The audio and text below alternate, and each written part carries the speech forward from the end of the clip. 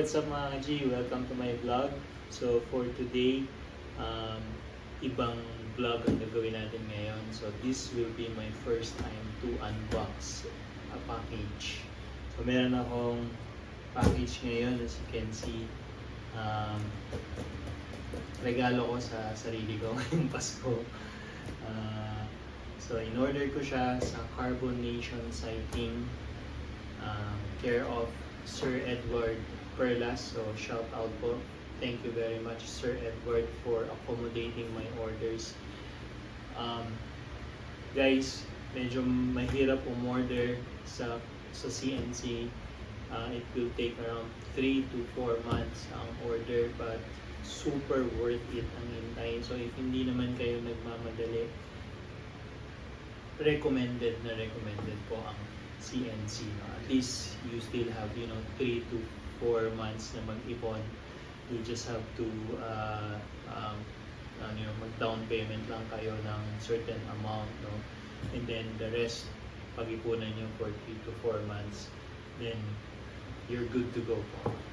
So I ordered this last August and dumating siya last Monday, no? Hindi ko talaga siya binuksan kasi naghintay ako ng best time to do the unboxing.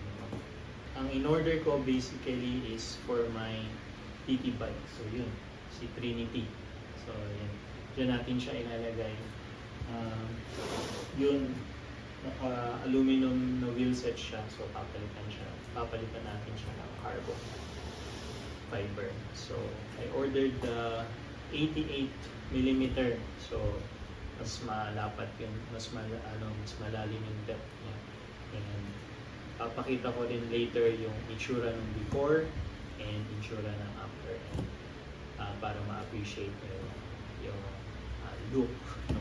And hopefully it will give me also a better performance in terms of doing the time trial. Alright, let's start.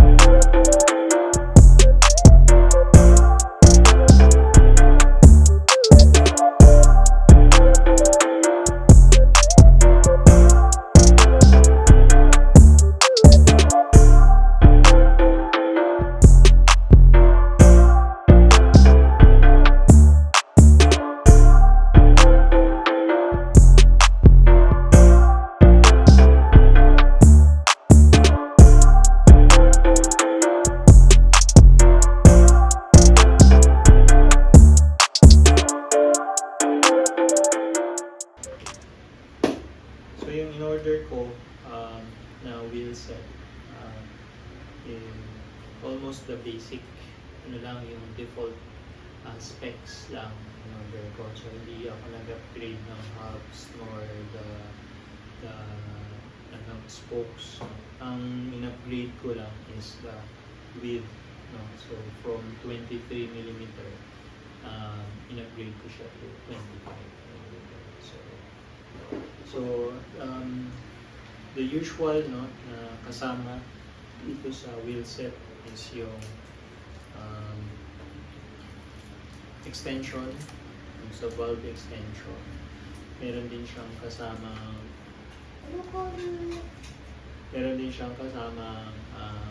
yung spacer para dun sa hubs, sa rear hubs. Then, of course, yung carbon brake pads. Yan. Bali, dalawang set siya for 2 bolts.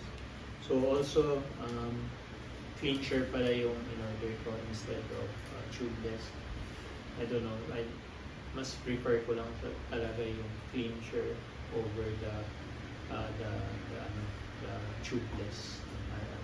No particular reason, basta siguro mas madaling magdala ng tube kaysa ng gulong.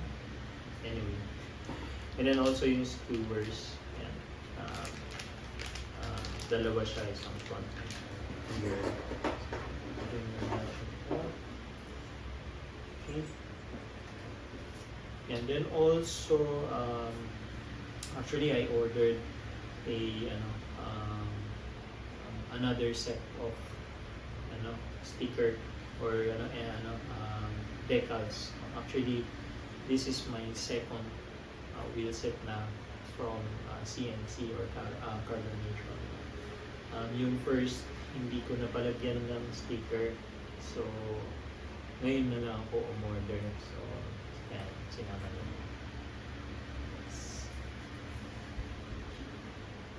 Ito na siya. As you can see, yung packaging niya sobrang ganda ng packaging. As in, walang yupe, walang yung box as in intact.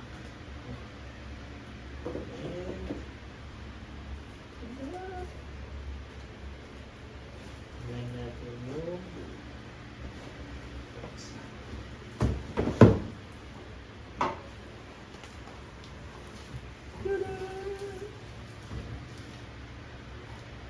Same here, ito yung front. So, i-weigh din natin siya para makita nyo rin kung ano yung weight ng bawat wheels. So, ito yung rear.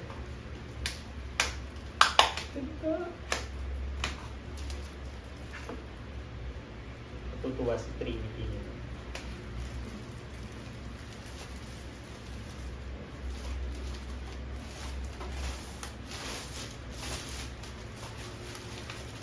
So, yan, meron din siyang nito, parang cover para at least flat din.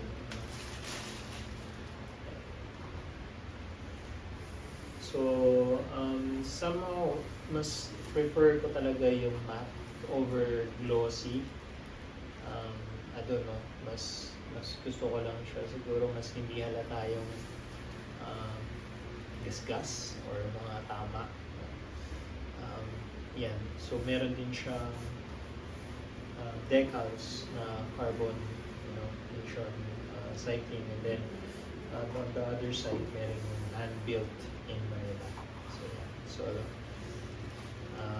that's support ang ating mga local products. And then also, may kasama na rin siyang rim tape. And of course, andyan din yung carbonation. And then yung default hubs nito is Novatec. So, I'm not sure, parang 4 poles ba siya? Yan, ito yung sound niya. Ay, sorry.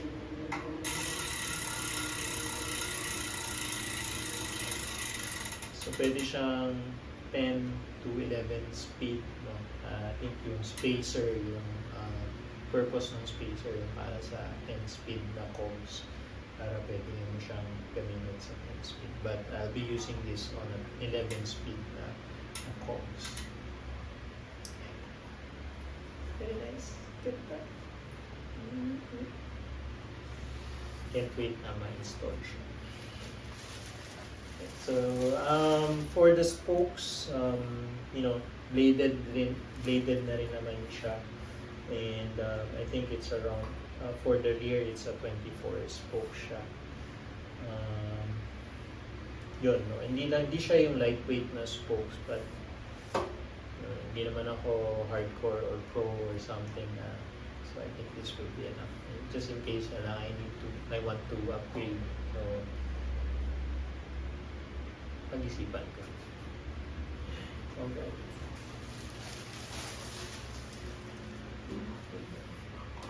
So for the front naman, it's 20 spokes, no? Same bladed. Meron din siyang decals, no? CNC and hand-built-in Manila. Novatec din yung hubs niya. So very nice. Super worth it talaga siya. Yung first wheelset ko already, siguro almost 3 years na yung first wheelset ko, and until now sobrang ganda pa rin. Di pa rin siya nagwa-warp, no? But again, yung warping naman, it really depends on your use. Kung sobrang pigang-piga ka magpreno, masyadong binibigyan ng pressure yung sa pag-brakes, lalo na pag sulong or downhill, doon usually nagwo-warp talaga. So talagang, over time, masisira din talaga siya. Pero if you're, safe ka, maingat ka maggamit, so tatagal siya, definitely. So yun, may rim tape din siya.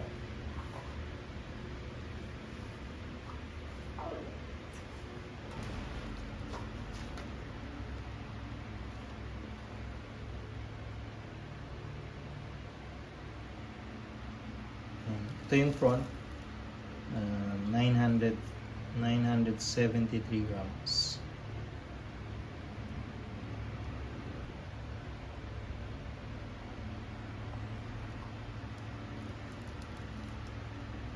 Ito naman yung rear, 1,157.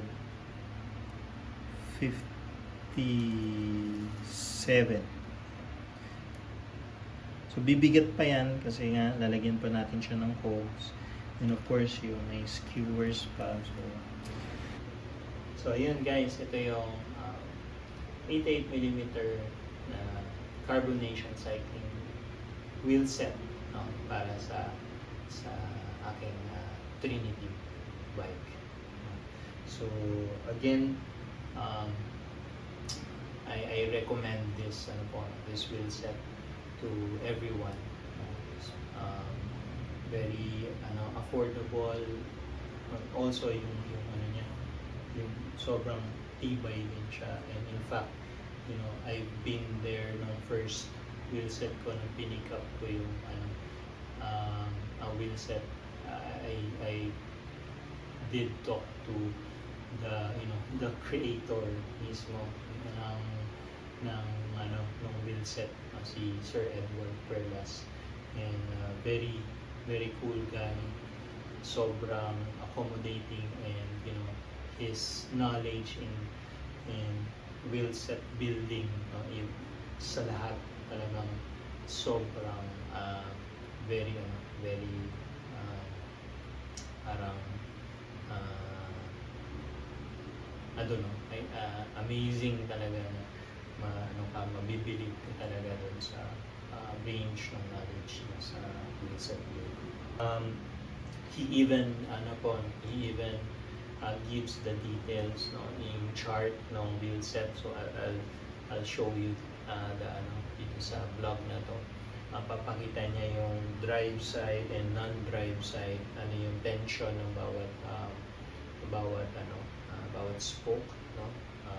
I've seen yung mga yung method, no, how quality talaga yung paggawa niya ng wheelset, no? So talagang he makes sure na hindi